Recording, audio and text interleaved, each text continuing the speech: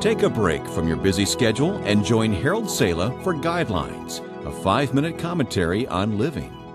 One evening, when the English essayist and author John Ruskin was a little boy, he was sitting at the window of his English home watching the lamplighter progressively work his way up a hill, lighting the street lamps. Poking his finger at the window pane to make a point, the little lad suddenly exclaimed, "Look, he's punching holes in the darkness." John Ruskin precisely described the mission of every Christian, to punch holes in the darkness.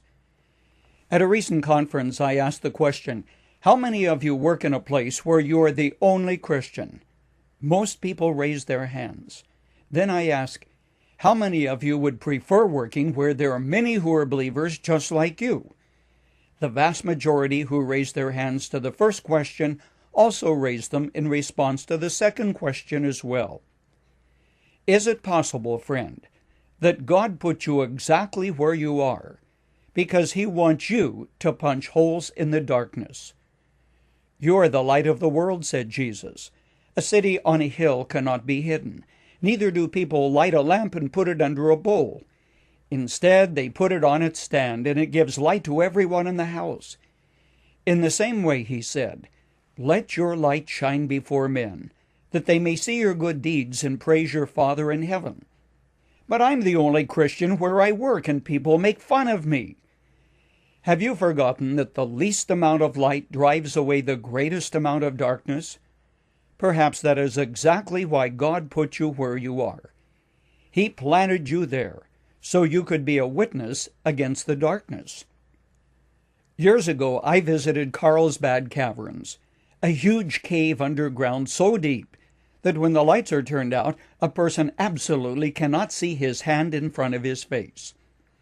While I was there, the park ranger told us that they were going to turn out the lights, and he did. Then, in a moment, he struck a match, only one. I will never forget how very quickly that single match allowed us to see dimly but very clearly. Of course, everybody would like to live in an environment where people love righteousness and everybody loves each other. That kind of workplace is reserved only for heaven.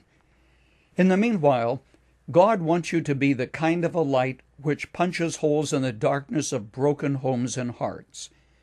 Now, there are two ways that you're a light in a dark world.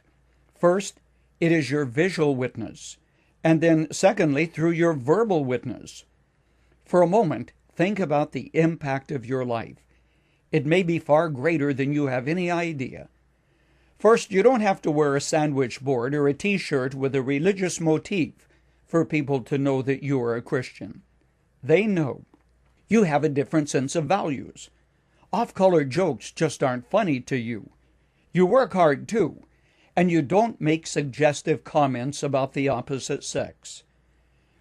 When Jesus talked about a city on a hill, He was probably using, as an illustration, the city that we know as Safad today. The disciples had often seen the lights from the ancient city which could be seen from long distances. It could not be hidden. Then your verbal witness, that's what you say, and also what you don't say, also drives away the darkness. A friend of mine who worked in an auto parts store found the Lord, and gradually his language changed.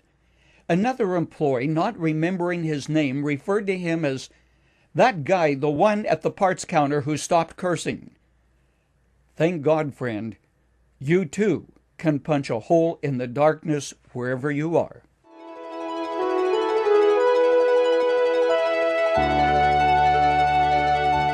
You've just heard Dr. Harold Sala with Guidelines, a 5-minute commentary on living.